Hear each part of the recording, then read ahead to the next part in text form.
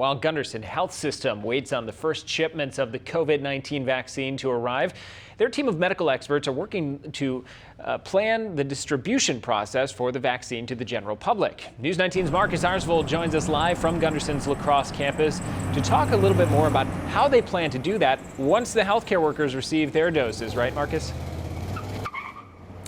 Right, Dustin. Healthcare workers I spoke with understand that people are anxiously waiting for this vaccine to arrive.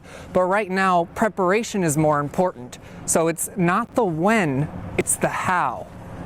People working in COVID care are first in line for the vaccine. But soon, Gunderson Health System says it'll be optional for anyone. Just because you're not first in line or getting the vaccine in December or January doesn't mean you're not important. As healthcare workers put the steps together, they encourage patients to create a MyChart account and download the mobile app to connect them to evidence-based vaccine information. What I'm trying to focus on with the team here is to make sure that for the patients, as this all unfolds, that they have what they need when they need it, wherever they're at. And so with that account and with that app, they can get the information as soon as we can get it out to them, and they can follow the process that we put in place for them. Once connected through the app, the public will be closer to getting the vaccine and closer to reuniting with loved ones. It's the most momentous public health campaign in history. So I think to be part of something like this and to be thinking through what this means for the potential future of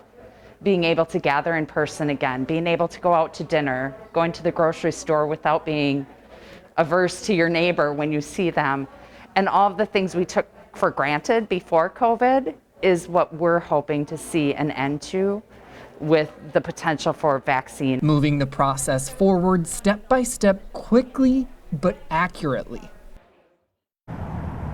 Now, vaccination education is another part of this process that they're working on, and it's even more complicated than just your average flu shot because this whole thing is so new. And Marcus, it seems like there's a lot of moving parts to try and coordinate.